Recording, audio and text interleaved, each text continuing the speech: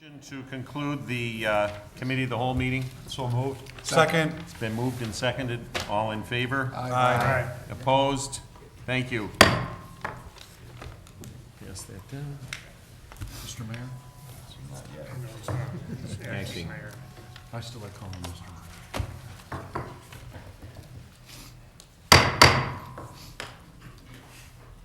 I'd like to call the city council meeting to order. So we need a motion to begin. I'd like, We should have a motion I'd for like- the acting mayor. I'd like to make a motion to appoint Alderman David Grumhouse as the mayor pro tem. Second. That's a voice vote. Voice vote, all in favor? Aye. Opposed? Motion carries. Okay. First item, call to order and roll call, please. Honorable James Cowie is absent. Mayor Pro Tem Grumhouse. Here. Alderman Novit. Here. Alderman Widman. Here. Alderman Goltra. Here. Alderman Morsch. Here. Alderman Hanrahan. Here. Alderman Luby. Here. Alderman Palmer. Here. 8 present, 1 absent. Mr. Mayor, we have a quorum. Thank you very much. Will you please join me for the Pledge of Allegiance? Pledge allegiance to the flag of the United States of America and to the republic for which it stands, one nation, under God, indivisible, with liberty and justice for all.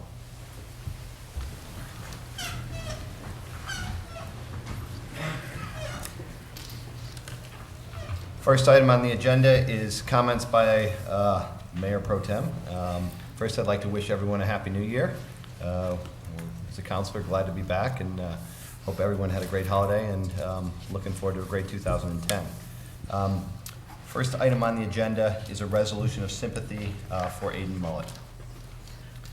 Whereas Aidan I. Mullet was a highly valued and respected resident of Lake Forest who gave unsparingly of his time and talents for the enrichment of the citizens of this community, and whereas Aidan I. Mullet served the city of Lake Forest as mayor from May 1973 to May 1975, and whereas while serving as mayor, his leadership was essential to the best interests of the city, and his accomplishments included greater financial stability during a time of decreased city revenue, completion of essential improvements to the city's infrastructure, approval of a resolution urging the U.S. Congress to undertake a long-range study for control of shoreline erosion along Lake Michigan, and passage of revisions to the city's comprehensive plan.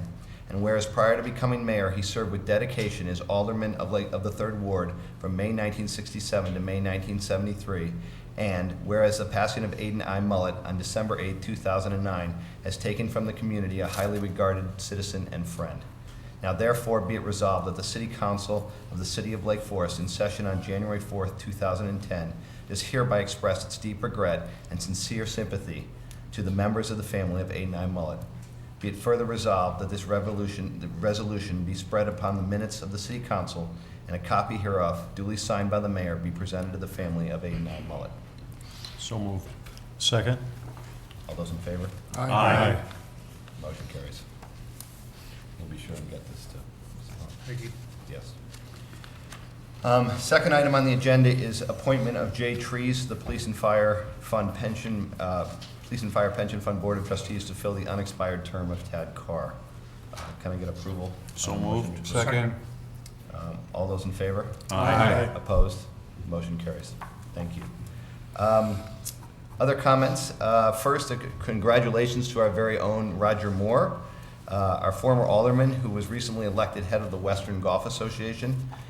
For those of you that don't know, the WGA sponsors 3 national golf championships and perhaps more importantly, sponsors the Evans Scholarship Program. Congratulations to Roger, and congratulations to the WGA for making a terrific choice. The next item is I wanted to make everyone aware of the pension forum that we will be holding next Monday night. We've got a item slide up here.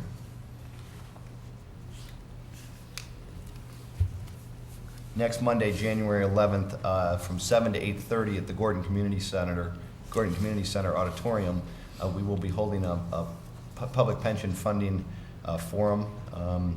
As you may know, we are putting a resolution on the ballot for the general election in February, the primary election in February. that will read, shall the Illinois General Assembly and the governor take immediate steps to implement meaningful pension reform which will relieve the unsustainable burden on local taxpayers. In light of this, we are having a forum next Monday. Speaking at that forum, in addition to myself, will be other panel members, including Susan Garrett, as well as members of the police and fire pension boards. So we would encourage anyone who wants to learn more to come out for that. Again, 7 o'clock next Monday evening, January 11th. And that will do it for my comments. I'll turn it over to you, Bob. Thank you, Mr. Mayor Pro Tem, and Pro Mayor. Members of the council. First item under my agenda is the presentation of the council of a very familiar face to these council chambers, the president of the Elowa Foundation, Ashley Metz. Ashley?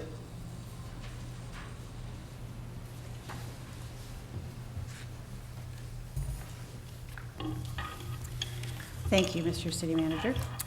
Mr. Mayor Pro Tem and members of the City Council, in this season of reflection over the past decade, my report to you tonight could not be more appropriate.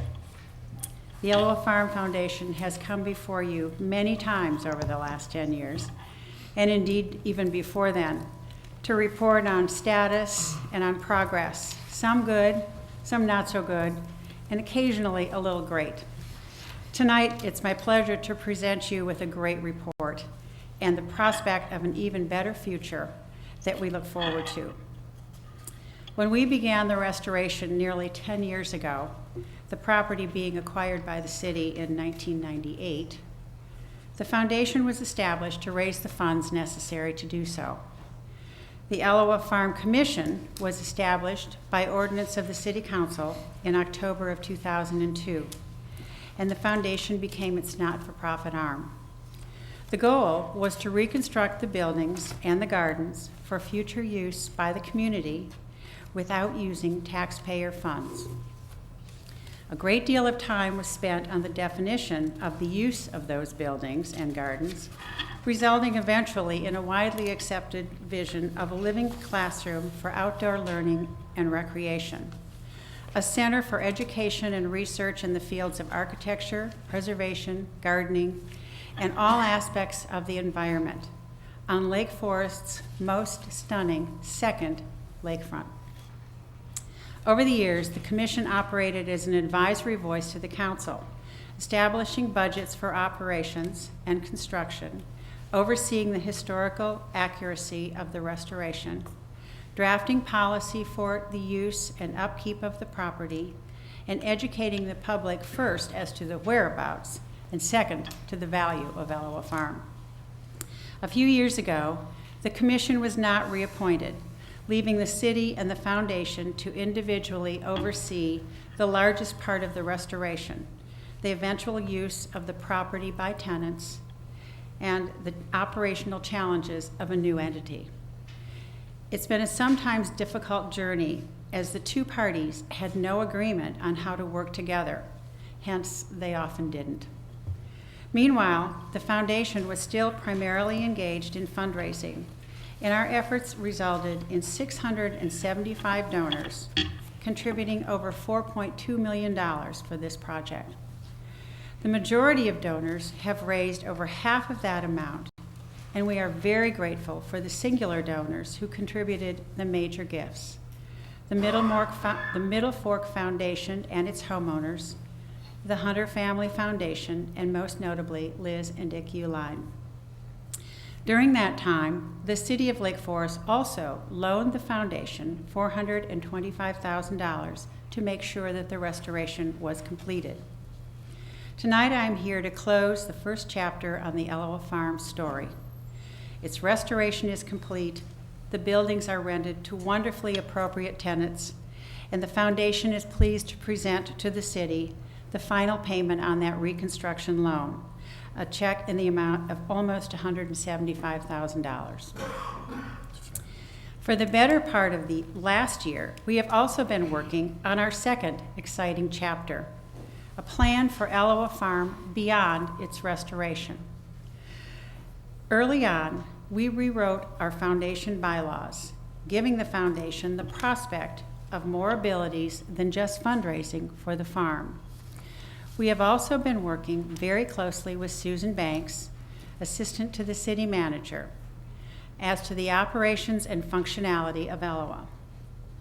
And we are now just beginning to write a new public-private contract between the foundation and the city, establishing appropriate areas of responsibility for a city-owned property and a nonprofit entity wanting to continue its involvement with the project.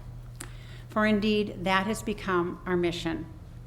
We had the choice of either stepping away after a successful campaign, declaring victory and departing, or thinking beyond the moment. We have chosen to go forward and to try to make real the great potential we see this unique place having in this community. Ellowa Farm is an eloquent reminder of our past, but it is also much more. It is an historic artifact with a rich legacy, institutional, architectural, and functional. It was a working estate farm. It could become a teaching ground for experiences in nature of all forms. It already has done so to some degree with the garden, the nature center, the farmer's market, and the prairie. But an overarching vision is needed to connect all those dots. Currently, there are several environmentally oriented tenants at Ellowa Farm. They each have busy schedules of activities directed towards achieving their organizational goals. In this form, they serve mainly the narrower interests of their individual constituencies, helping to coordinate their activities, build on their successful programs together, could perhaps greatly enrich the Ellowa experience. Ellowa Farm is also an historic artifact, in large part defined by its original function as a weekend playground. Today, its offerings can span a far wider variety of spaces and experiences, all of which have nature at their core, and still tell the story of how this came about so many years ago. Building on the historic background of Ellowa only complements the restoration of its hardscape, making it an essential part of the experience. Ellowa has the opportunity to invent a new kind of public space, not exactly a museum, not quite a nature center, but borrowing elements from many related institutions, a public park, living history, a county fair, and pulling them together to reconnect people to the land. Ellowa could become the celebration and interpretation of the Gentleman's Farm legacy, bringing that history into the present. In summary, Ellowa has two really important things going for it. It is the single remaining example and legacy of the kind of gentleman's farm that once covered Lake County. And it is a place where people can come to experience and learn about nature in a way that is not being done anywhere else. Ellowa can be a place where people can have a direct experience of nature in multiple ways, including the form of native landscapes and methods of sustainable agronomy and animal husbandry. In other words, Ellowa can demonstrate the responsible stewardship of the land, along with the direct experience on the land itself. We also want to use Ellowa Farm to demonstrate the impact of estate farms on our area and on the progressive agricultural practices of the day. As one of the last and best working examples of an estate farm, Ellowa could become a repository for the legacy of all the estate farms that used to dot central and northern Lake County. Whatever we do, we will work in partnership with the city and the present program partners. We want to enhance and develop their role at Ellowa within the framework of a vision that realizes the full potential of this wonderful resource, and they will have a direct hand in its creation. To that end, we have already held focus group meetings with the mayor and the city manager, the current tenants and partners at Ellowa, and those who will be coming to Ellowa. All have been understanding, supportive, and encouraging of our progress. We will be looking to expand our board to include a wider circle of stakeholders and individuals who share the vision of what Elliott could be. We understand that the funding for whatever that vision turns out to be will rest on our shoulders. And we are ready to take on that responsibility now that we have completed the capital renovation. But to be successful, we are going to need to be sure that our concept is workable and has broad support. We think it does, and we think it will. And it completes the tagline that we have used for years: restored, revitalized, and relevant for future generations of the community. We are very excited to work with you on the next phase of this project. Thank you Happy- very much, Ashley. You know, Elliott clearly has become a real treasure to Lake Forest. And, you know, we're grateful for all of your work and all the work of the Foundation Board, what you've been able to accomplish, and we're looking forward to the next chapter. I know we're going to talk about it a little bit later, so it's Yeah. terrific. Any other comments? Mr. Mayor, as also the Finance Committee Chairman, you may want to go down and accept that check. Yes, I from can Ashley. do that. Don't go far.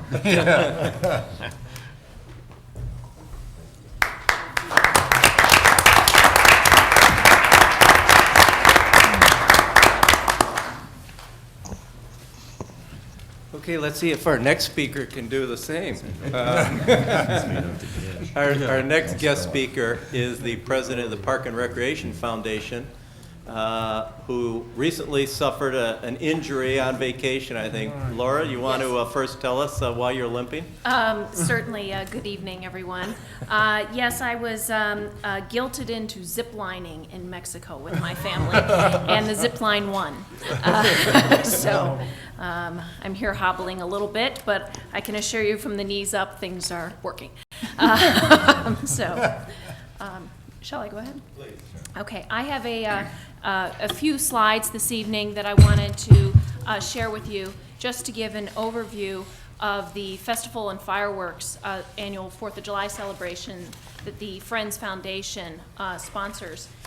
Just to give you a little background and the reasoning behind our proposal this evening, and then open it up for Q&A. So I'll just wait one moment while Wendy gets that up.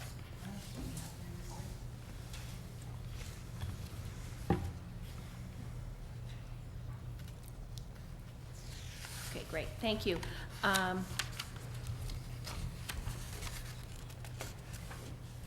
right, as I believe you all know, the Friends of the Parks and Recreation is a foundation that's mission is to support our outstanding gold medal Parks and Recreation facilities. We actually have 2 annual fundraisers where we strive to raise funds to invest in the Parks and Recreation. One being our annual golf outing, and the second being the Festival and Fireworks. So I just want to give you a little background of the Festival and Fireworks. We actually have been involved in hosting the event since 2007. We've had approximately 8,000 to 12,000 residents and their guests attend, so we've had great response, and we've had fairly decent weather. Last year was a little questionable there at the end, but brightened up. Our operating costs, though, are quite large, in excess of $130,000 this past summer, with revenue generated of $150,000. So we had a net profit of $20,000, and we significantly counted on corporate sponsorship for the revenue generation, which I'll talk about in a little bit. Prior to this past summer, we actually operated at a loss or break even, so clearly not the fundraiser that we had all hoped for. Our corporate and business sponsorship, as I mentioned, has been driving the majority of the revenue. And we have limited opportunity to make money on the beverage and food tent, given that we've migrated to the Ravinia type festival, allowing people to bring in their own. The first year we made some money on the beverage tent, but it was very, very warm. The second year we lost money. In this last year, we did not make money on the food and beverage. The results are heavily dependent on the weather. We put Fred Jackson in charge of the weather. Normally he has come through for us, but you know, that's banking on a little risk-taking. And basically, we feel that this is a missed opportunity to raise funds for the Parks and Recreation, given the amount of time and energy that myself and 30-plus Lake Forest residents and committee members put in on this all year round. And quite frankly, the ROI is just not in sync that we, in our best year have made $20,000. So why are you're asking, why would we entertain an admission charge? Well, there's more than a couple factors. One is that we have really over-relied on corporate sponsorship. We feel this is risky given the current economy. We've had 2 primary sponsors, one of which has been Fields Automotive. They've been extremely generous, but if you consider certainly the economic situation with the auto industry, and we have those Fields Automotive and Lake Forest Bank and Trust clearly contributing the majority of the sponsorship. We have many other contributors. We've raised in excess of $100,000 through our corporate efforts, but largely they come from the 2 primary sponsors. We believe this is a well-attended, highly regarded event that has some traction, and it's supposed to be a fundraiser. We requested donations at the gate last year, quite frankly, with mixed success. Say that quickly. And to be honest, I worked the gate for a couple hours. And you would be amazed at the number of residents who were not clear on this whole idea of donations and walk right by me with their families. And so we feel we need to do a better job of really articulating that this is a fundraiser for the festival. We did something different. Last year we charged a cooler fee. Because of the lack of beverage and food sales, that was a little difficult to administer. Believe it or not, there were people who actually came in the park with kegs and different things. So there was a little inconsistency of how the volunteers, I think, were administering that. And we're really not in a position to patrol entrants for food and beverage and to check their baskets. That's really not appropriate use of volunteers. And as I've talked about, the operating costs of the festival and fireworks are high. We're misleading the community to thinking this is a free event when we offer really the whole experience of entertainment, the music, and the fireworks. So what is our recommended fee structure? We are recommending that we charge $10 per person, and kids age 5 and younger enter free, and this is for the festival, which starts approximately about 5 p.m. on the 4th of July. Parking, and this is consistent with what we've done in prior years. We charge $20 for regular parking and $50 for VIP parking, and we've had really good, solid success with charging for parking. We're also introducing the idea of a family sponsorship, which is really a best value ticket, which would include a package of VIP parking, admission tickets, drink tickets, a $50 Park and Rec program voucher, and recognition in the Park and Rec publication. We would sell tickets online and in advance, and we'd offer a 20% discount through June 30th, trying to bank against some of that weather contingency and get some upfront commitment. And then we would open the gates to the general public at 9 p.m. There would be no admission fee for the fireworks themselves. There was a lot of discussion in earlier conversations we've had with various members of the committee about the whole idea of charging at the fireworks, and that was not really what I think any of us wanted to do. So this is where we've arrived in terms of making it open to the public but charging for the festival. This is very consistent with neighboring communities in terms of what they do, in terms of charging for festival, charging tickets, whether it be for the event or individual food, beverage, rides, games, etc. So what are the other alternatives other than really charging admission? We certainly can continue to request donations at the door. We expect, though, to operate at break-even or a loss. And quite frankly, from the foundation's perspective, that's not particularly attractive to pour our hearts and soul into planning this event to operate at a loss. We could ban coolers and picnic baskets. That's kind of going backwards on where we've been the last couple years to hopefully up the food and beverage sales. I don't think that'll make a difference between making a ton of money and being break-even, though. We could certainly scale down the festival, eliminate the children's area, the live music, the carnival games, and offer, say, a DJ with the fireworks only. I would expect we'd lose our corporate sponsorship, we'd lose attendance, and for sure I don't think we would make a profit, but we would still have the event. We certainly could cancel the festival and offer a fireworks show only. The estimated cost of the fireworks themselves is approximately $35,000, and that includes the actual cost of the fireworks, and then also what's required from safety and parking and all the different, we actually offer music with it and the generator. So not a live band, but just the fireworks themselves. And then certainly we have an alternative to cancel the event in its entirety. And certainly the foundation is not recommending that. We feel this is a great event. We've gotten great feedback from the community. I think if people really understood that this was a fundraiser, I think the fact that they would be spending some money for their family to enjoy the event, I think they would certainly be willing, and it'd be a lot easier to administer and market relative to pitching a donation approach. So that's the end of my formal comments. I will, well, excuse me, one more slide.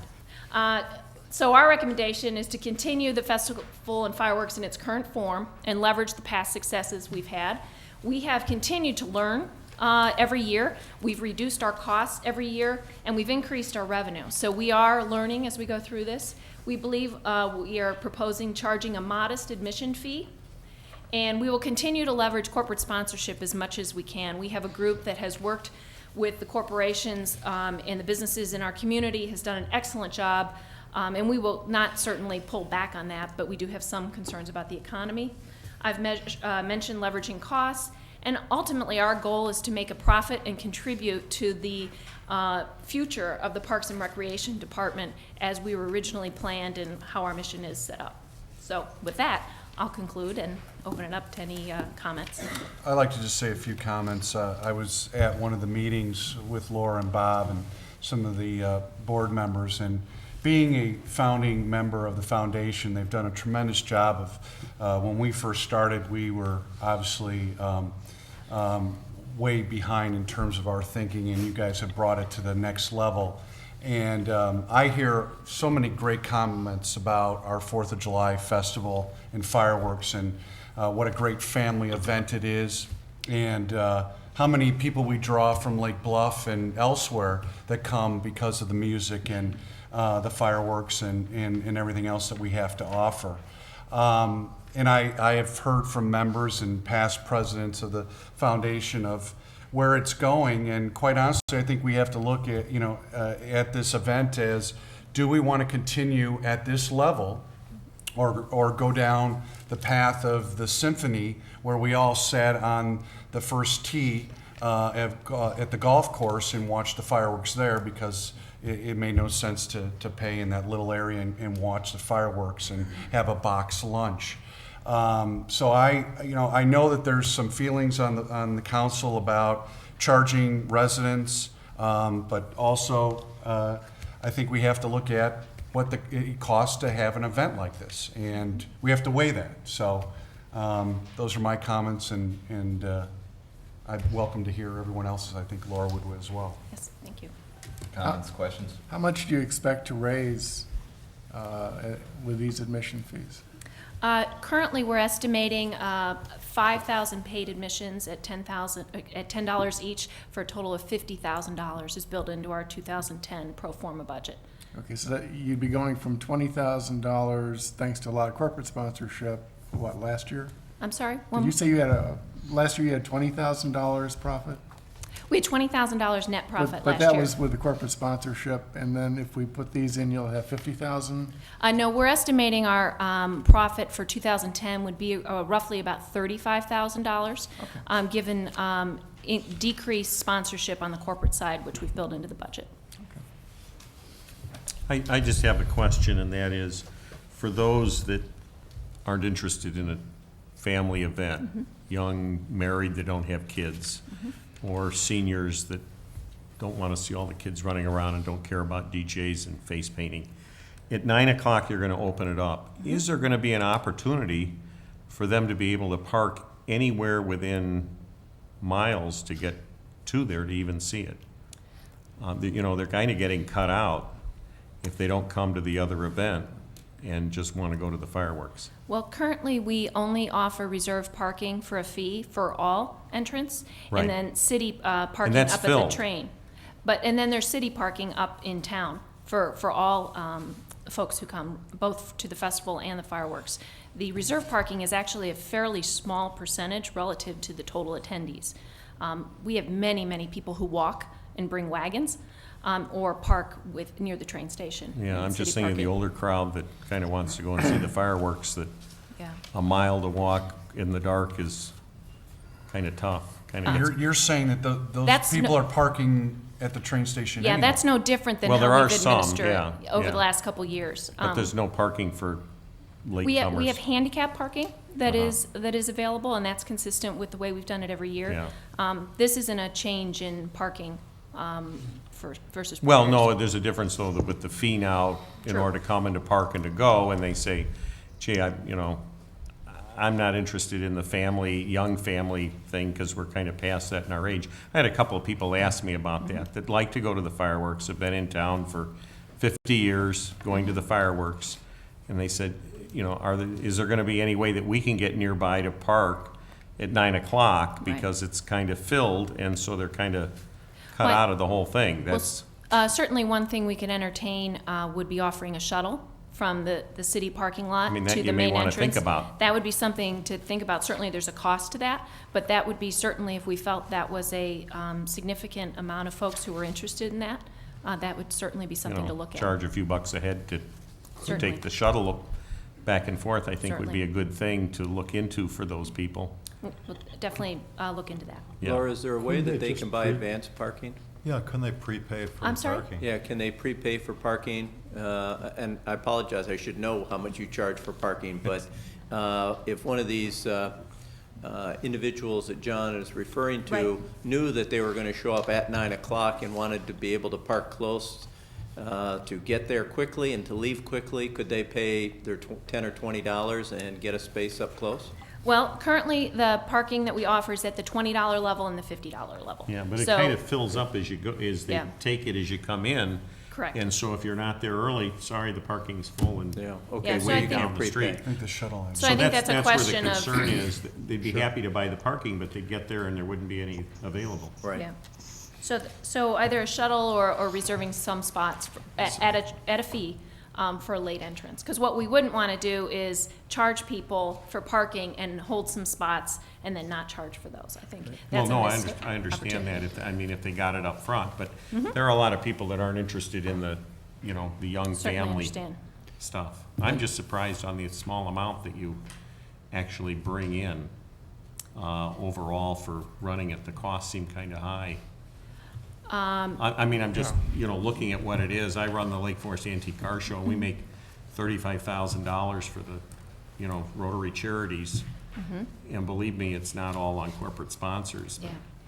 Well, I think we've done a very good job on raising corporate funds from a couple of that's firms. hard. Couple of firms, and to be honest, many of those businesses have a smaller number of employees who reside in Lake Forest. We're largely relying on the people who attend the event and our Right. Lake Forest residents, which is why we feel this is the best approach. Yeah.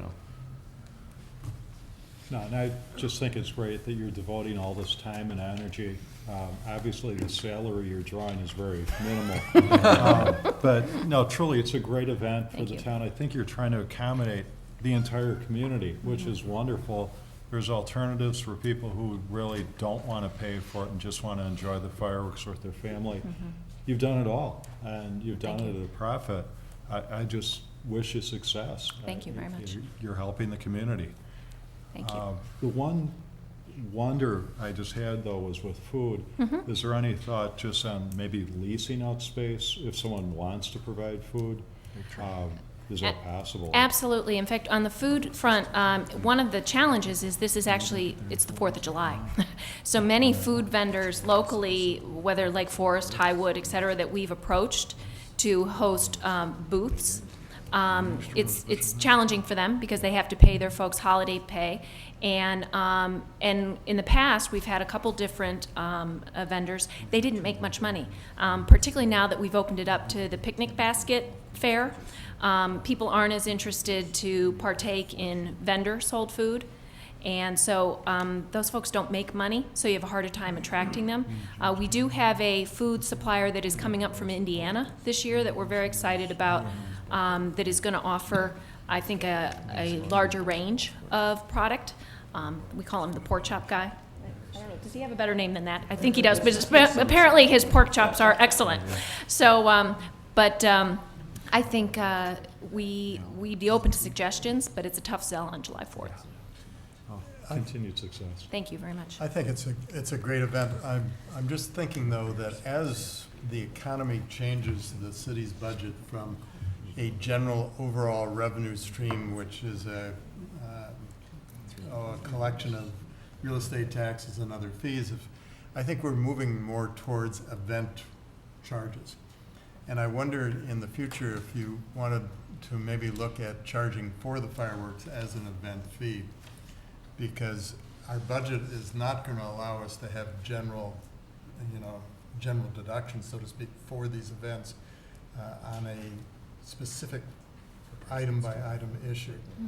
So looking at it as an event and charging is either a combination or one or the other, I would think might be an area you might want to research going forward.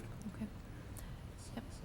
The actual cost is, I think I mentioned, of the actual hosting the fireworks is $35,000, and that's significant and would require some fundraising in addition to the contribution levels we receive from the city today. But I was thinking you could charge an admission fee for that, since it is, a large significant part of your cost. Yeah. Yes. Thank you.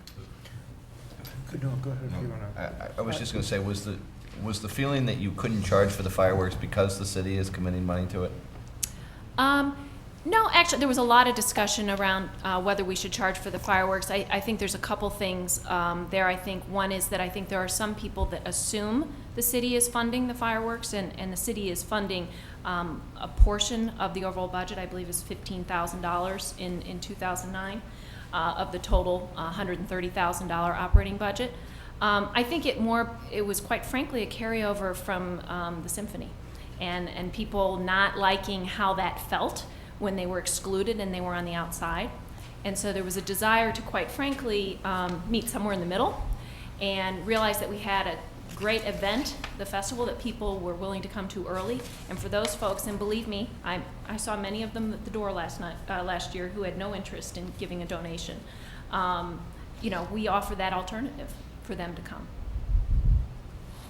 And I think to follow up on Laura's comments, in the past years we have had a lot of complaints, if you will, about the perception that it's on public land and there are public funds contributing towards the event, and then they were being excluded, if you will.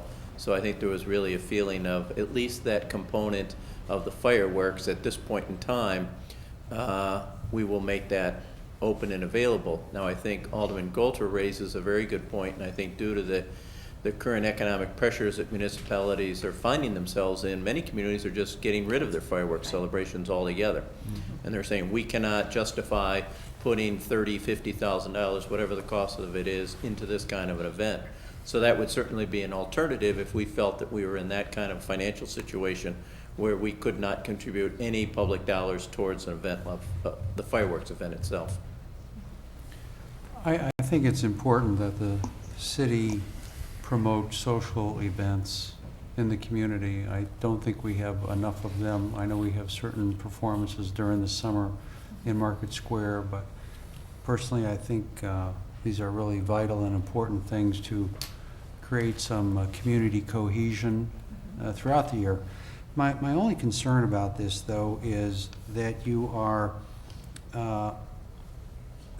looking at the bottom line, essentially trying to double your profit, your funds that you raise this year compared to last year, at a time when it is difficult, which you acknowledge, to raise those monies. And so my concern is that maybe this year might be the wrong year to take that kind of leap, and maybe it might be better to scale back a bit what you are intending to charge.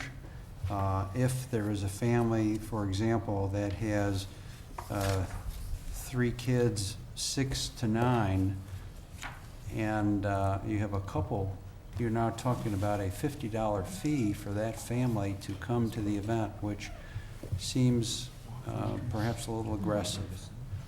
So part of it is my concern about the amount that you want to achieve as a net at this time. I understand your concerns. These are based on our estimates of 5,000 paying attendees. We're also estimating based on the contributions that we think we may get from our sponsors, assuming that we have kind of a mid-level talent. We've looked at increasing the caliber of talent, and what normally happens there is if we have to pay more for talent, then we get a higher sponsorship from a private investor, and so that tends to be a wash. So really what it comes down to is how many attendees do we think we have, and so I understand your concerns. I think the challenge we have as a foundation is we made a commitment to the city to contribute $300,000 towards the Town Line Park facility, and we are woefully behind in our ability to pay that back, largely because our golf event makes about $20,000 a year, and then we're roughly making about $20,000 on this event. Ideally, we'd love to be able to make $50,000, $75,000 on this event in the future, but I realize that perhaps this year isn't the year for that. So we'll certainly take your concerns under advisement, and we've looked at a number of different fee structures, and this is the one we're currently proposing. Can I just, and again, thank you for all that the foundation does, but I'm going to follow on Stu's line and I think Ren's line to a certain extent here. I'm concerned that we're having a, quote, fundraiser that loses money, and I thought the objective to begin with when we kind of broke away from the symphony was to see if we could set up a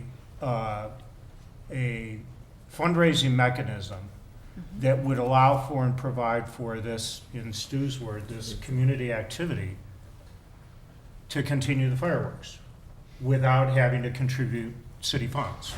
I think that was, you don't think so, Bob? No. That wasn't part of it? No, actually, prior to the foundation coming on the scene, there was a question as to who, if anyone, was going to step forward Right, and take that I on recall. the program. Right. And I think and I don't want to speak for the foundation, but I think the foundation clearly saw this as an opportunity, one, to raise awareness of the foundation, but two, is to raise funds for park and recreation operations in the city. And I think that should be underscored as the fact that there are no profits here. We're giving it all back. What we're talking about is money coming back to the city. And so any dollar raised is a dollar coming back to the city. I think the question becomes, can we put an entity in place whose sole purpose is to raise money to put on the 4th of July fireworks? And we've never pursued that, I guess is the best way of putting it. The other option that the staff has been concerned about was that the foundation or another group would say, this is an awful lot of work for no good reason. And that really was part of the symphony's issue as well in the later years. While they really enjoyed putting the event on and it raised awareness of the symphony, there was a tremendous amount of risk for little reward. And they ultimately decided this is just not the business we should be in. And that's where then that gap came, and we thought we were going to end up having to take it over as a city function before the Park and Rec Foundation stepped forward. So I guess one of my concerns when I read through this was that, I mean, I generally in support of what's happening here. However, I think there needs to be a more clearer distinction between what are in fact these premium activities, whatever those might be, whether they be parking or premium seating or a premium event of some sort. And it seemed like when I read it that the window of opportunity, to follow on some of John's comments as well, of showing up at 9 o'clock to be able to enjoy the fireworks without paying was a very small window, where parking might be difficult, finding a seat might be difficult. There might be a lot of things difficult about that. And so it seemed like, at least one of my thoughts and an objective would be is to maintain the accessibility for our community to the event. And whether that's on a non-paid basis, or you shorten the window, or change the age requirements, or residency, any number of factors, which I'm sure you thought about all those things. We had to go through this discussion on the beach at one point too, but maybe there's a way to still achieve your financial goals and, you know, separate and maintain the feel to have this event be an open, free community event, if people need to do that. We certainly will look at further alternatives. I think the challenge with your challenge is that the free event to our residents would be $35,000, of which the city funds 15 and the Friends would be subsidizing 20. So we're losing $20,000 with no opportunity to charge admission in that pure example, and so we have to make it all up on the festival side. But I think it's, you know, that's certainly a challenge before us as to whether we want to offer a fireworks display with the parking and the timed music that we do. Many other communities just shoot the fireworks off. Ours is actually, I think, well done with the timed music, and there's a cost to that. So certainly we can take these things under advisement. I think the real challenge is, do we want the festival? And if we do, I think we have a great opportunity to make some money. I don't think we're proposing making an inordinate amount of money, given the amount of effort that goes into it. And the reality is, this is not a free event unless the city wants to pay $35,000. And then it would be a free event for all the residents, or unless we had a private investor step up and offer to pay the $35,000, which, you know, potentially is an option, but then that kind of falls outside of the mission and the scope of the Friends. I think there's probably a perception with most of the people that fireworks are everybody's. I mean, you put them up in the sky, hard not to watch them, and it's something the city does for its residents.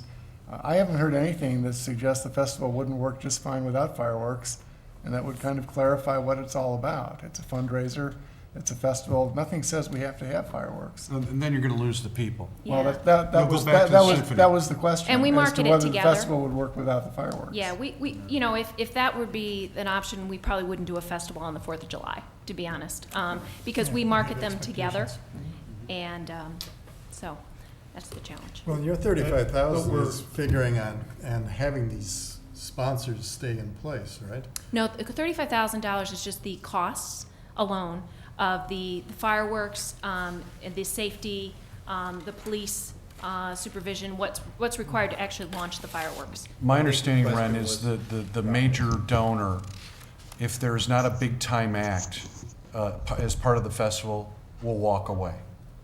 So. That's true. That's true. But I think, Laura, the question, correct me if I'm wrong, Alderman Goldra, is what have you factored in for any corporate sponsorship at this point in time? Sure. Right? Yeah. We factored into this budget $75,000 in corporate sponsorship. So it is slightly below 2009, because we are estimating we'll have some challenge.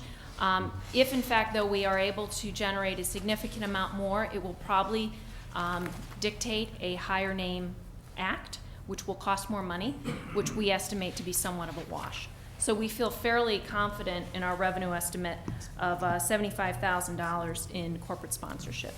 We're also estimating $15,000 in food and beverage, which quite frankly is pretty aggressive based on our track record.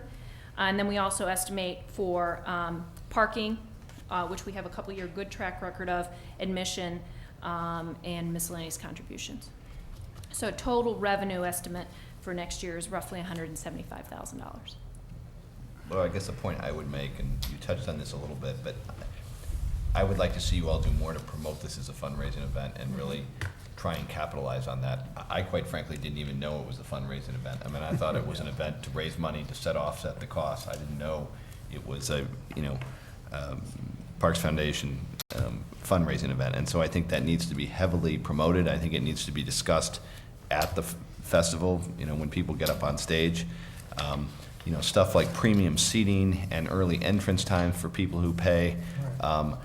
You really want to try and, I know you all are overworked and you all have full-time jobs, and but the I pay think is you, great. I think you really want to try and promote that and try and offer as many perks for people who are giving money as you can, and really encourage people that this is a fundraising event, and you want everyone who walks in there to feel an obligation to be contributing to the Parks Foundation. It's not like it's money going out the door. It's money going to the community that most of the people who are there are going to take advantage of one way or the other. So, I think we really do need to try and promote that more. I'm not sensing a lot of consensus here from the council on where to head with this. So I'm open to suggestions. I don't know if... Laura, is there a timeline? Is that why we put it on the January 4th? Because of, I think, publications and mailers and things like that? I think for the reasons that Mayor Pro Tem Grumhouse just mentioned, is that this needs to get locked up pretty quick so the publicity and the planning and so forth can begin. And I think, quite frankly, in all fairness to the foundation members, if the council doesn't move forward with this recommendation, they have to rethink whether they want to sponsor the event. Right. And so, because as Laura, I think, clearly pointed out, they don't want to be involved with the loser. And so I think what is being promoted here is a first step. Is this ultimately going to be what the outcome is each year? Maybe not, but we've tried some things in the past. They haven't worked. This is a feeling, let's try this year. It's not uncommon. Keep in mind, the symphony charged every year for 15 years, so this isn't new to the community. And let's try it, see what happens, and if we have to adjust a year from now, we adjust a year from now. But we do need to move forward one way or another, so let's either decide, yes, we're willing to charge, or no, we don't want to charge, and we will figure out whether we're going to have a fireworks celebration or not. Can I ask another question, Laura? Excuse me, I just thought of this. I don't see things like a raffle on here. Could we include a raffle of five seasonal golf passes at a certain, with a ticket of whatever, $5 each, and see what we can generate, or 5 other park type passes, or 5 things that a family might be interested in pitching $5 to see if they could get something. We certainly we can look at that. We did a raffle 2 years ago. I believe we generated a couple $1,000s net. We also, in our second biggest annual fundraiser at the golf outing, we do a silent auction, which we offer many of the types of, Cubs tickets, Bulls tickets, that type of thing. Certainly we could look at that again. In all honesty, having a silent auction type format at the festival is pretty labor intensive. No, I wasn't thinking of that. You're thinking more of a raffle? No, I know those are, there's a lot of work We certainly on that. can look at it. I know that we sold tickets, I think it was 2 years ago. Okay, sorry. I would concur with our pro tem mayor, and that is, I was unaware that this was a fundraiser as well. If indeed this is going forward as a fundraiser, I think that maybe I would suggest that you look at higher levels of donations, because at a 200 top level, I would think that you could have brackets that were 500 or 1K, just to put it out there and really establish it as a serious fundraiser, where you have larger sponsors. I think they have that opportunity, but the but VIP, it isn't written into it. I mean, This is just admission. This is the admissions that they go They have like early. Don't they have 5,000, 10,000? Yeah, we have gold level, Yeah. platinum level sponsorship, but I think that's a fair comment in terms of don't miss the opportunity. I mean, we did have one gentleman come to the gate last year and write a check for $250. One gentleman, but it was very gracious, and so there are people out there who would, give more. I think maybe what we're talking is earlier in the game. Right. Let people know this is a fundraising event and have the opportunity to give, rather than just the letters to the businesses, but get it out with the, page and the newsletter from the rec center or whatever, to do it, to promote it as the fundraiser. And I think the city council would be willing, as one of the prizes, VIP seating at the council meetings, front row. No, how much would we have to pay them? Yeah, the front row is, got some opportunity. So I'm all for endorsing this, and I would move it to go forward, so. But following on those comments, I mean, we have had, and I'd use the 100th anniversary of the. Right. I was just thinking of that. Of Lake Forest Day is a great example. We raised $1 million at that event. I mean, I don't know why you wouldn't try and do a sub-event as part of this. You have all those grounds, you have all that space available, and whether or not you can make a profitable event would be great, I think, by offering the premium, as Ren said, a dinner, premium seating, whatever it is that is involved with it, where you really do focus it on being a fundraiser and not just a party in the park. Yeah. But we maybe need to think about stepping it up to a level to see if we can generate some profit here. I think that's a really good suggestion. Something we experimented with last year, which we're still having dialogue on this year, is the VIP tent, that you can buy an upgraded ticket. It's closer to the entertainment, and we provide food and beverage. So that's also something that we've looked at. The one challenge is this is a 4th of July family event in most cases, and so you have to be very careful with liquor, and you don't typically allow children into those tents, and then you lose the whole family event. But I think there's still an opportunity for treating people special and charging a fee for that. I would agree. But you know, John said maybe you have a adults only area. Yeah. You know, Yeah. where people can come and hang out. I don't know. Change the entertainment. Maybe offer Cheese and babysitters wine. too. That's the area we need at police. Fireworks in the tent. Yeah. Can I make a motion? And Yeah. all right. I make a motion to endorse the Friends of the Park Foundation plan to charge a festival and fireworks gate admission beginning with the event of 2010. Second. This is a roll call vote. Alderman Grumhouse. Aye. Alderman Novett. Aye. Alderman Whitman. Aye. Alderman Goldschrock. Aye. Alderman Morsch. Aye. Alderman Hanrahan. Aye. Alderman Luby. Aye. Alderman Palmer. Aye. 8 yeas, no nays, the motion carries. Thank you, Laura. Thank you very much, gentlemen. Appreciating your efforts. Thank you. Thank you, Lauren. We hope you heal quickly. Thank you very much. No The- more ziplining. That's right. The final item I have is Jay Mendilo in the audience? No?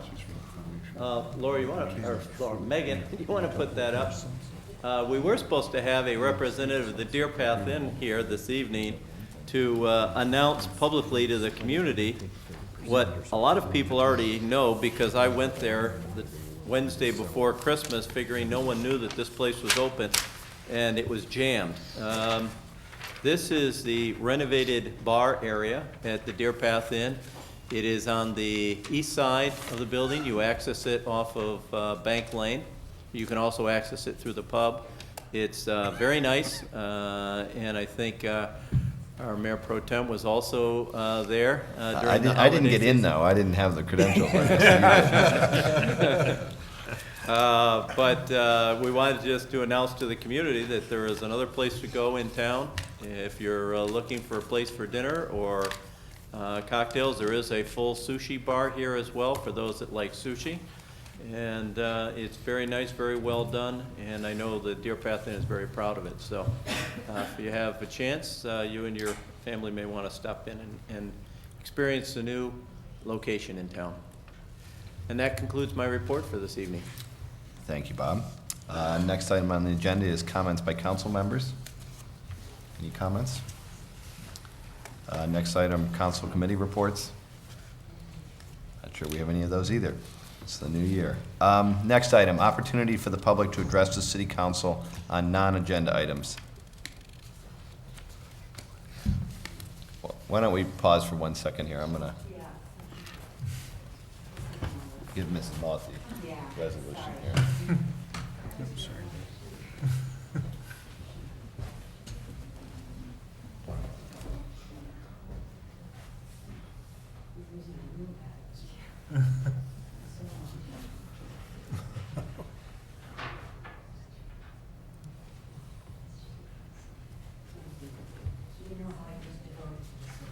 Yes, very much.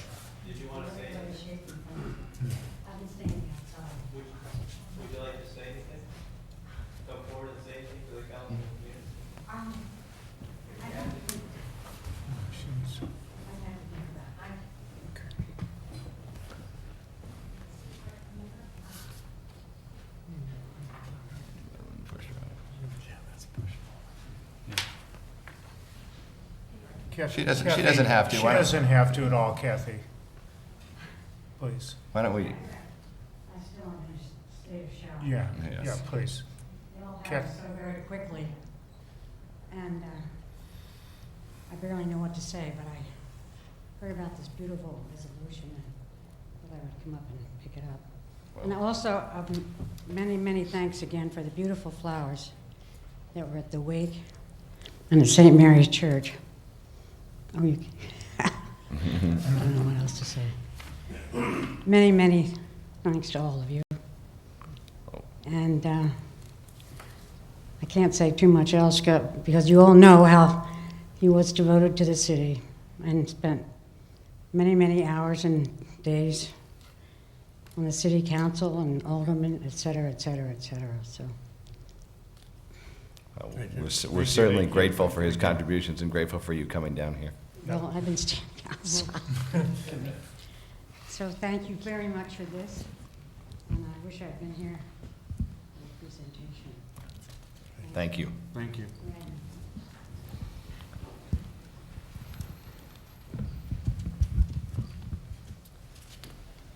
Opportunity for the public to address the city council on non-agenda items?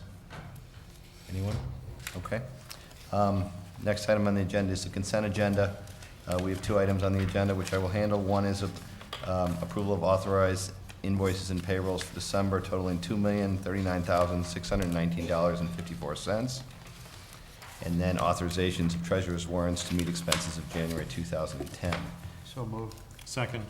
Roll call vote. Alderman Grunhouse. Aye. Alderman Novak. Aye. Alderman Glidden. Aye. Alderman Goldschmidt. Aye. Alderman Morse. Aye. Alderman Hanrahan. Aye. Alderman Mooney. Aye. Alderman Palmer. Aye. 8 yeas, no nays, the motion carries. Thank you. Next item on the agenda is ordinances. The first item is consideration of an appeal of a decision of the Historic Preservation Commission to reaffirm, confirm, and reapprove a certificate of appropriateness originally approved on August 10, 2005, authorizing an addition, alteration, and variances from the building scale ordinance for property located at 253 Vine Avenue.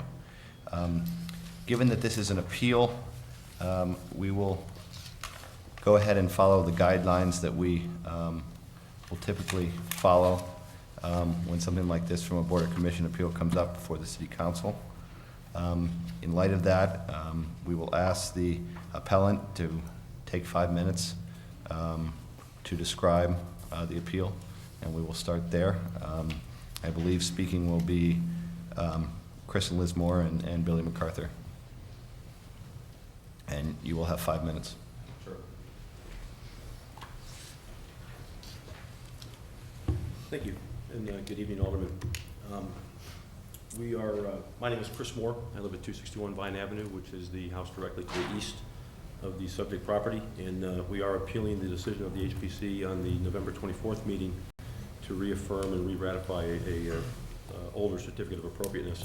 We're basing that appeal on a number of reasons, and most of them are documented in a letter that was written by our attorney to the city the week before the meeting. And one issue in particular I'd like to read again just for the benefit of the alderman here. One of the issues, and this is the result of the fact that there is litigation ongoing between ourselves and the neighbor. One of the issues in that trial was whether Mrs. Ferris was granted a valid variance from the bulk regulations by the HPC. The appellate court held that the HPC did not have the authority to grant a bulk variance, and therefore, we believe the HPC can't reaffirm or ratify something that it did not have the authority to do in the first place. That's item number one. Number two, we are aware that the city has attempted to change their ordinances to give the HPC the authority to do this. We, number one, believe that that was an impermissible transfer, and even if it were permissible, we think it's inappropriate to retroactively go back and grant permission to something 5 years after the fact, applying new rules that weren't in effect back in the time that it was originally granted. And we think to do that sets a very dangerous precedent to open up all sorts of decisions that have been made 5-10 years ago to be re-examined today under new rules. Additionally, the certificate of appropriateness is well over a year old, and it's our understanding that any certificate of appropriateness expires after 1 year. So we don't understand how the HPC has any authority to reaffirm or ratify something that really has expired and doesn't exist anymore. Also, the title to the subject property has changed since the date of the original certificate of appropriateness. It's our understanding that the appropriate certificate of appropriateness is not transferable. Again, believing the HPC did not have the authority to ratify or reaffirm it for any new owner. And then finally, it was stated many times by city employees in the meeting on the 24th that the reason we were there that night reconsidering this for re-ratification and reaffirmation was as a result of a court order. And as a statement of fact, that's false. That's not true. And I believe that the HPC considered the issue and made the decision that they did with false information. And we think that above and beyond everything else is a reason that this should be reconsidered.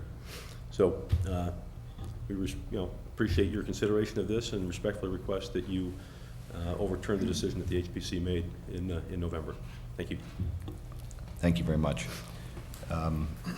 Moving on by the guidelines, we will have a presentation by the party who is subject to the appeal. If Mr. Ferris or someone representing him would like to come forward, we will also have up to 5 minutes. Good evening. I'm Andrew Ferris. This is the second time I've been in front of you. Back in October of 2004, my wife and I bought a house at 253 Vine Street. We proceeded to work with the city, with the Historic Preservation Commission, with staff, to come up with a preservation plan, and as part of that was an addition of 562 feet added to the house. We completed that. We received a certificate of occupancy. We complied with staff's recommendations. Staff's was supervising and making sure that we did what we were supposed to do, what we were asked to do, and we tried to be cooperative as possible. The lawsuit was filed, and we've been fighting this ever since.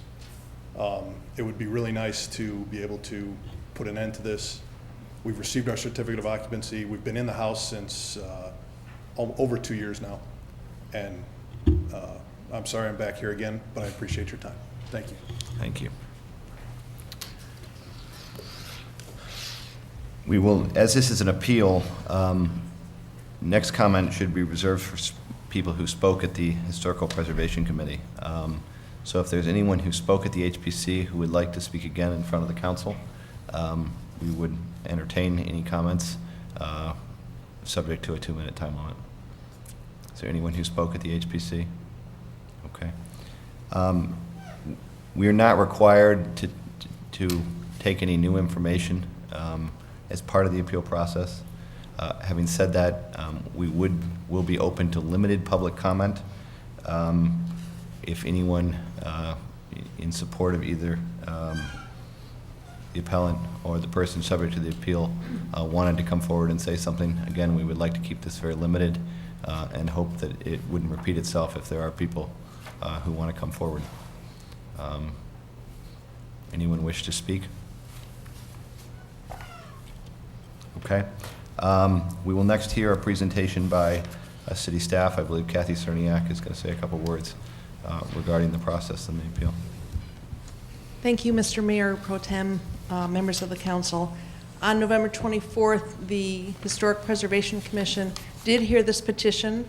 They heard it because it was submitted by Mr. Ferris, the petitioner, and staff's understanding was that his reason for submitting was as a result of the litigation and in an effort to abide by a court order that was issued. The Historic Preservation Commission did vote unanimously to confirm, ratify, and reapprove the original certificate of appropriateness that was issued. Their reasons for doing so was that the final product, the house on Vine, was completed in a manner at the end of the work that was consistent with the original approvals of the Historic Preservation Commission. The Historic Preservation Commission acknowledged that there were missteps, that there were some complications on the project. They also noted that appropriate enforcement action was taken, including fines that were assessed on the project. They also recognized that on projects like this, historical homes, there are often situations that arise that are not known until the work gets underway. In concluding, the Historic Preservation Commission further acknowledged that in historic neighborhoods, particularly this one, the homes are large, they are on very tight sites, and as they do with every petition, they took away from this some learning points, that they acknowledge that in tight neighborhoods, they need to be very aware of special extraordinary circumstances or particular details that they may want to pay more attention to in the future. You have three possible actions before you tonight. You can reaffirm the decision of the Historic Preservation Commission, overturn that decision, or if you feel further discussion is needed, you could remand this matter back to the Historic Preservation Commission. I'd be happy to answer any questions. Any questions from the City Council, either Kathy or either of the presenters? Okay. With comments closed, I would open it up for City Council discussion, if there is any, or look for a motion. Vic, unless you have any comments, no? Okay. I'd like to make a motion to uphold the decision of the Historic Preservation Commission. Second. So roll call vote. Alderman Grumhouse. Aye. Alderman Novit. Aye. Alderman Woodman. Aye. Alderman Goltra. Aye. Alderman Morse. Aye. Alderman Hanrahan. Aye. Alderman Luby. Aye. Alderman Palmer. Aye. 8 yeas, no nays, the motion carries. Okay, thank you. Next item is a consideration of a report and recommendation from the Zoning Board of Appeals to grant a variance from the side yard setback requirement at 410 East on Wensia Road. Megan O'Neill is going to take us through this.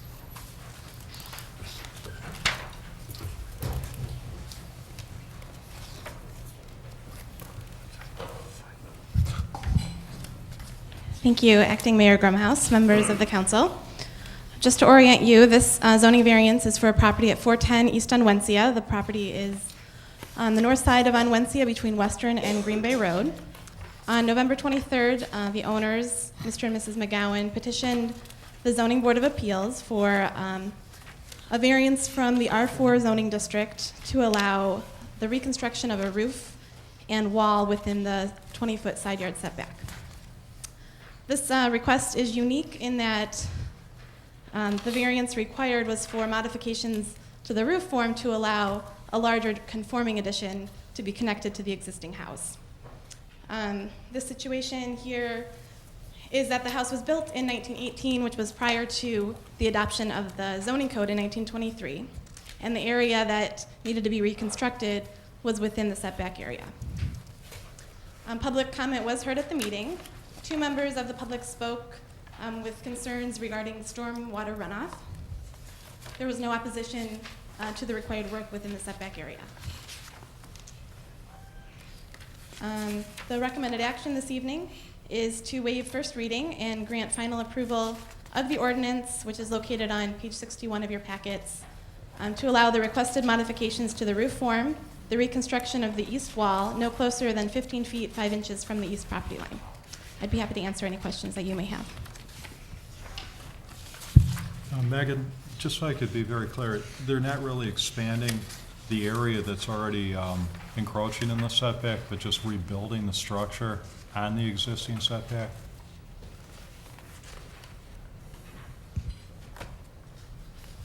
That's correct. This area here that's shaded is the area where the roof is being reworked. It's going from a hip roof to a gable roof, so it is getting a little higher in that location. But no construction is encroaching further than the existing wall. Additionally, they're removing a considerable amount of construction that's existing within the setback area. So this area here is building now that will be removed with this request, and the larger addition is being built to conform to zoning setback requirements. And this addition, it's all in the area that would be, it wouldn't need really any type of variance? That's correct. Okay, thank you. The building that's being removed is a garage. I assume people need garages around here. Are there plans then to rebuild a garage within the variance, or within the setback area? Currently, there's a detached garage on the property that will be demolished, and an attached garage will be built in this location as part of the new addition. The concerns from the neighbors or the petitioners about the drainage or the water, I assume we are comfortable that there are no issues there? That's correct. Engineering staff did review a preliminary grading and drainage plan, and we believe that the standards of the city can be met with this project. Motion to waive first reading? Second? All those in favor? Aye. Opposed? Motion carries. Okay. Motion to approve? Second? Roll call vote. Alderman Grumhouse. Aye. Alderman Novak. Aye. Alderman Woodman. Aye. Alderman Goldschrock. Aye. Alderman Morsch. Aye. Alderman Hanrahan. Aye. Alderman Luby. Aye. Alderman Palmer. Aye. 8 yeas, no nays, the motion carries. Thank you. Next is consideration of an ordinance amending the city code regarding the establishment and operation of the Foreign Fire Insurance Board and the regulations, presented by Fire Chief Jeff Howell. Happy New Year and welcome. You also, Honorable Mayor and members of City Council, there's a brief write-up in your packet, but basically there was a state statute that was established in 1991, and it was called the 2% Fund, and that basically was for entities, businesses or corporations within the city boundaries or municipal government that were insured by out-of-state agencies, and if that was the case, they were required by that statute to then return 2% of that funding to that local fire department for the maintenance, use, and benefit of the fire department and its personnel. That also created under that statute a board of 5 members, which consisted of active members of the fire department, and then they were required to appropriate where those fundings from that were returned for various things. Some examples of the appropriations are fire administration, fire suppression, public education, EMS, station activities, training, and support services. And then what they do is they do probably quarterly meetings, and there are requests that are turned into them via public meetings, and they then vote as a committee to determine if those items are warranted for the organization. Now, the change in the statute, what that has done is it's taken it from a 5 board member to a 7 board member, and one of those members is the chief by virtue of rank. And it has changed the name from the 2% committee to the Foreign Fire Insurance Board. Some of the purchases that they've done over the years are they bought cardiac monitors, obviously, which benefit the residents via on the EMS ambulances, fitness equipment, SCBA air packs, auto pulse monitors, which are actually a form of a CPR unit in lieu of a person doing CPR. They did a joint purchase with the city of Lake Forest on engines and on an engine and an ambulance in 1994. They bought a new command vehicle in 1998. They bought, recently purchased $100,000 worth of computers for our new computer-aided dispatch to have those computers in the vehicles. And they also recently purchased a new rescue ATV for residents who might be injured out on the trails throughout the community. Overall, they've spent over $1,025,000 since their existence, which has in turn benefited the residents of Lake Forest. So I'll be happy to entertain any questions if you have any. Yeah, the first one I have is, it's a little confusing. This works, for example, Brunswick has a building, they insure it, and if they, and I'm just throwing that as a name, I have no idea. And their insurance company is Hartford out of Connecticut. The Hartford Insurance Company has to send 2% back for the community off of their premium. As I understand it, that is correct, and Vic, you can correct me if I'm wrong. You're right on, Chief. Okay. So I got it right. Yes, yes. Okay, so what kind of money is that in a year? I would say when it originally started back in 1991, I think the payouts were 25 to 29,000. They've escalated over the years. I think their most recent payout was about 115,000, which is done annually, and they receive it end of November, early December. So we really don't want any insurance companies in Illinois insuring anything here. It's you know, it certainly has been a nice benefit for the community. I mean, the group of gentlemen on the committee are very committed to doing things that in turn ultimately benefit the residents. Yeah, no, I think that's their main priority. I think it's great. Do we, Jeff, do we get our money directly from the carriers, or is it through a state fund that's then allocated to the different communities?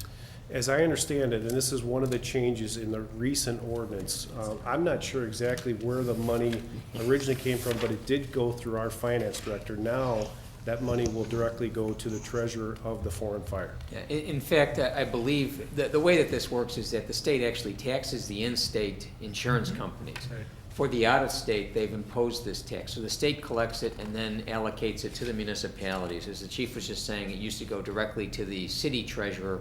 Now there's a treasurer of the Foreign Fire Insurance Board, and that's where the money will go now. So it gets money from not only out-of-state insurance companies, but from in-state insurance companies? No, I think the state keeps the in-state. They keep it, they charge it. They do charge it. Do they pass it on? No. No, we only get the foreign fire insurance. We get some foreign in this, just for everybody's benefit. Foreign means out of Illinois. Doesn't mean globally. It means out of Illinois. And insurance is such a arcane topic anyway. This is leftover. So does every But it's good, we get 100,000 a year, what the heck? Does every community in Illinois that has, where its businesses has insurance from foreign insurers have this board like we do? To the best of my knowledge, yes. It's a state statute. They should, under the state statute. Yeah, it's a state statute. Okay. Is the board empowered to buy road salt? Fireworks? Fireworks. How about fireworks? We just solved our problems. That says the word fire in it. That's right. Fitness equipment, fireworks. There you go. All right, with that, I will take a motion to waive first reading. So moved to waive first reading. Second. All those in favor? Aye. Motion to approve. Second. Roll call vote. Alderman Grumhouse. Aye. Alderman Novit. Aye. Alderman Widman. Aye. Alderman Goldschrock. Aye. Alderman Morsch. Aye. Alderman Hanrahan. Aye.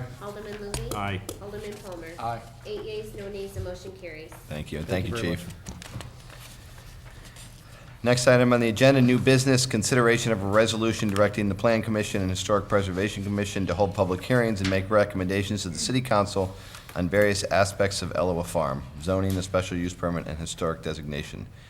Back to Megan O'Neill.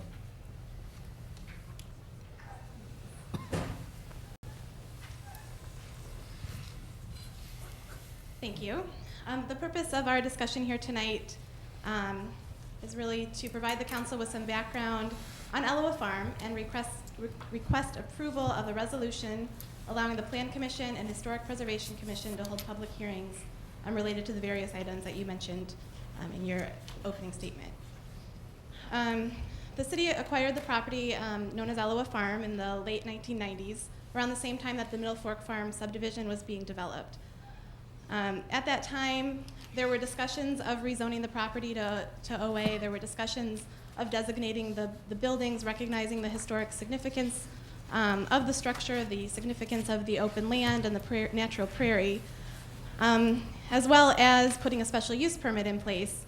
But because there were so many unknown variables with this property, no formal documentation was put in place at that time. Since then, a lot of activity has happened at Eloa Farm, and we had Ashley Mentz discuss some of that earlier in the meeting. The farm buildings underwent a major renovation between 2002 and 2008. Now that the buildings are complete and the activity levels are growing at Eloa, it's really time to tie up those loose ends and put some proper documentation in place. Early in 2009, the city manager directed community development staff to facilitate the development of a master plan for Eloa Farm. With the proposed plan as a framework, it's appropriate to finish those discussions that were started in 1998 and consider a zone change from R5 residential to OA open area, to consider the designation of the farm buildings, as well as look at a special use permit.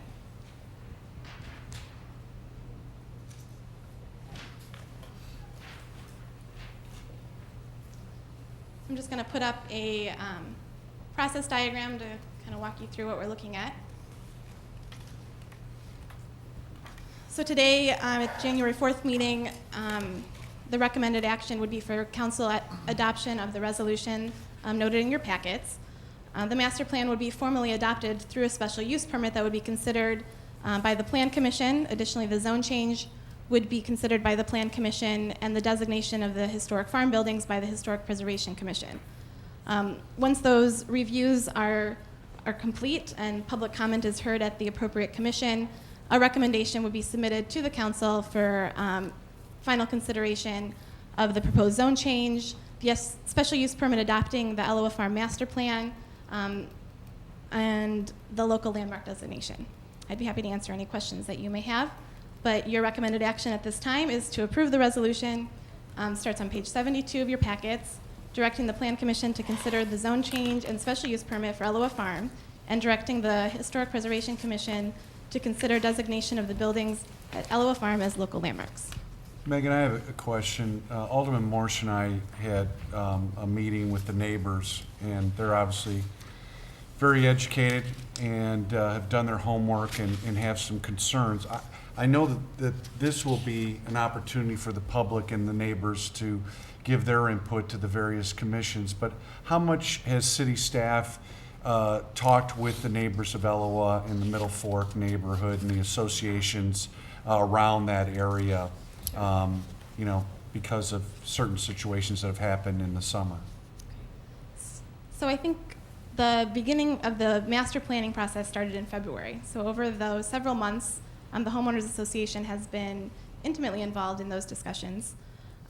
They've provided their input into the plan, which would be taken to the Plan Commission as part of the special use permit. Additionally, city staff has presented the planning concepts that were being presented at the master planning sessions to the Homeowners Association at their quarterly meeting, annual meeting. Could you give us an example of one of those pieces of input that is in the city recommendation that would end up at the Plan Commission or in a special use permit from the neighborhood? The master plan is a product of the discussions of the group. Right. So as the group presented ideas and discussed those ideas, the document was developed. And that document would then be presented to the Plan Commission. Can I ask my question a different way? Is there anything that would be recommended to either the Plan Commission or as part of a special use permit that would be at odds with the original homeowners agreement relative to the property and the use of the property? Is there anything that would be at all in variance to that homeowners agreement? There are several documents associated with Eloa Farm and the agreements that were put in place when the area was subdivided. And the master plan recognizes all of those documents.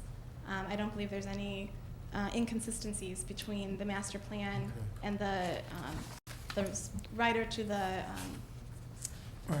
Alderman Morse. So we have a lot of documents. I'm just wondering why we're doing all this. It just seems like overkill. The problem is we have decentralized documents, I guess is the best way of putting it. And we felt that it was first appropriate to rezone the property so clearly reflects the usage of the property. Number two, though, is I think because of some of the issues that have arisen recently with certain types of uses and so forth, it's given us an opportunity to go back and look at the original land deed that we had with Lake Forest Open Lands and Lake County Forest Preserve District. And I think this plan will tighten up some of those, but also more importantly, it will clarify some of those because some of the homeowners thought that there were things in the documents that truly didn't exist. And so this will help clarify that, and I think also draw the distinction between the Eloa Farms property and the park property and what can be done with one and what can be done with the other and so forth. So I think it might seem like it's belts and suspenders, but I think it's an appropriate process for us to go through to give a little more certainty and clarity to the people who live adjacent to the property. And I think to answer your first question was, I know one of their key issues that they were very concerned about was parking. And so the plan as it relates to parking and any future expansion of the parking is a direct result of some of the input that the neighbors had as they participated in the master plan. Well, Bob, let's take it one step further in that, and make sure I want to understand, is we're going to identify the two separate, the park in the neighborhood in an Alloa property.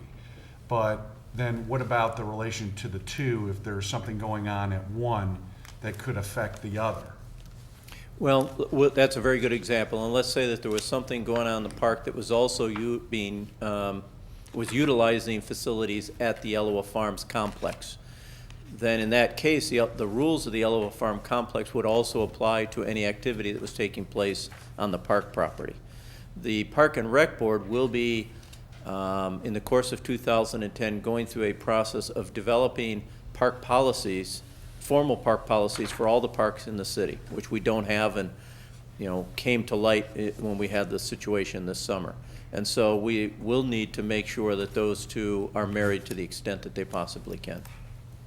I'd like to go back to Ashley's very elegant explanation of the history and the vision of Alloa Farm.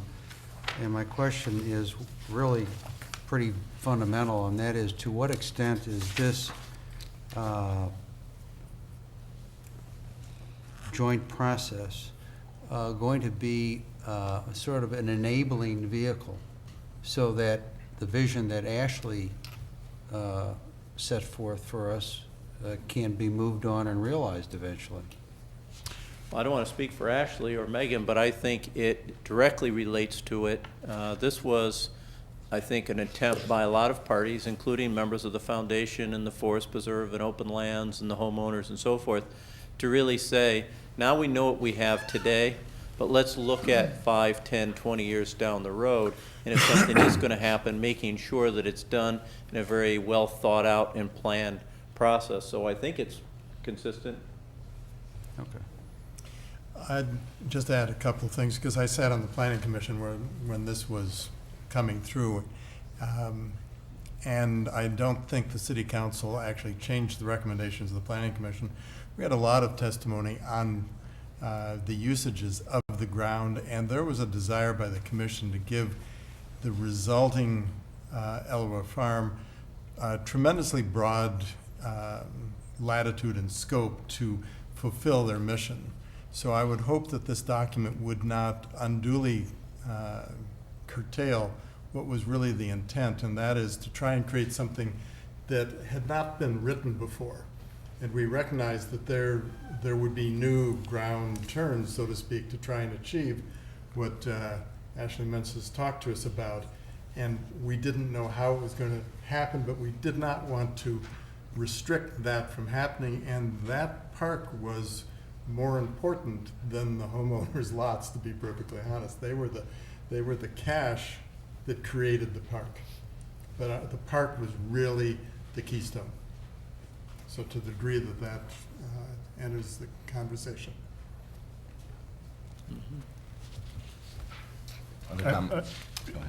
I was just asking to understand that better, because actually I think the view that at least Alderman Hanrahan, not to speak for you, but that he and I feel is that the community park that is in that neighborhood is like our other community parks and serves that neighborhood.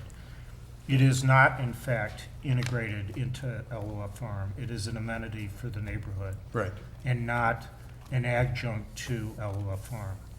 We actually feel fairly strongly about that and believe that that's a pretty important premise going into this. I don't see anything that's necessarily inconsistent with that here. But I think the point Alderman Hanrahan made, and I made earlier as well, is that we want it to be distinct. And I would even venture to say, we have other zoning too. We have institutional zoning. We have, is this not an institution? It's why is it an open area? I mean, I think there's, I guess I'm just expressing concern because we have numerous homeowners, which Greg and I have spent a lot of time with. We've held meetings with. They're very concerned about how this develops in the future. I think we share their concern, and frankly, this is the first we've seen of it. So it's early in the process. We've had a lot of meetings. We're trying to be responsive to our residents in the 3rd Ward that directly abut Alloa. This is not, Alloa has been fabulously successful, and again, thank you, Ashley. I've been a tremendous supporter of Alloa. But I think that there are very clear distinctions between what Ello is and what it's doing and what the neighborhood is and what they're entitled to. And I think we have to make sure, I know I, as one alderman, am going to be showing up at meetings and I'm going to be there and advocate for the residents of the Third Ward that have expressed some very severe concerns. Well, and I think. And I believe legitimate concerns. Absolutely, and I don't So- think we want to, in any way, shape, or form, diminish those concerns. But I think that that has been the challenge as we've dealt with this, and as Megan and the group has come forward and prepared this master plan, is that this is a community facility. It isn't a neighborhood facility, and I think this goes, Alderman Golter, to your point, is that there's been a lot of misunderstandings about what's permitted, what's not permitted, either on the park grounds or on the Elloa grounds. And I know early on, and Ashley can speak to this, is that, there was a lot of discussion by the foundation as to this is not going to be supported by tax dollars, and therefore we have to generate income, and how will we generate income to be able to support this facility? And I know we called it the wedding on steroids there this summer, which got the neighbors all concerned, but we had multiple weddings at Elloa prior to that, and that went off without a hitch. And didn't have the impact on the neighborhood. And so I think that's the challenge, and I think that's what we'll discuss further before the Plan Commission as we look at the zoning and so forth, is how do we recognize that we have a community facility, an institution, if you will, that is operating in the neighborhood, but is operating also for the betterment of the community and to try and minimize its impact on the neighbors, but at the same time recognize its importance to the community. May I make a comment, Mr. Mayor Pro Tem? Of course.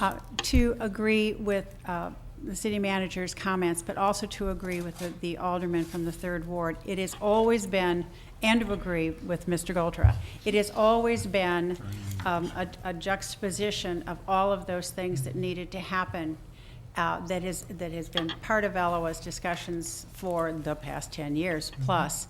And I think will continue to be so. I think what Megan's group has done in putting this together has indeed, in fact, done some rework of things that have been done before, but if it clarifies and helps with some of that dissemination of information and appropriateness of use in both of them without restricting either entity, the park or Elloa, to grow and develop, it's still an unknown.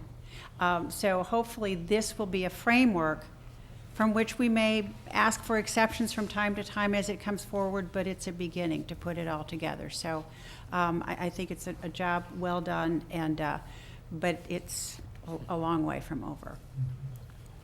Megan, I have another question. When I was chairman of the Parks and Rec Board and we were designing that park, this was during, I think at the time, District 67 was going through the construction. And they added on to all the elementary schools and kind of put this site away. I think one time Harry was actually talking about like a science elementary or some magnet kind of school. Are you going to, if we're looking 20, 30 years down the road, and who knows what the size of the elementary schools, and especially Everett is always blossoming, have you incorporated that into the master plan, and where District 67 will have a voice, and as well as the neighbors and everyone else in Elloa? Certainly. The school district was also involved in the discussions that we've had to date. And that school site is still a reserve site. That was one of the original documents called that out, and the master plan that was developed acknowledges that. The group also discussed the possibility of revisiting that requirement annually or every 5 years to see if there really is a need or if they can remove that restriction from the deed. I think at this time, just looking at census data, the possibility of a school is probably little to none, but you never know. Mm-hmm. So the possibility is still available to the city, but is not. Okay, just want to make sure we're including everyone. Thank you. Any other comments here? Can I get a motion to approve the resolution? So moved. Second. Roll call vote, please. Alderman Grumhouse. Aye. Alderman Novak. Aye. Alderman Whitman. Aye. Alderman Goldschmidt. Aye. Alderman Morse. Aye. Alderman Hanrahan. Aye. Alderman Luby. Aye. Alderman Palmer. Aye. 8 yeas, no nays, the motion carries. Thank you. Any additional items for council discussion? Motion to adjourn? Second. All those in favor? Aye. Opposed? We're adjourned. Good job. Right away. Pro tem.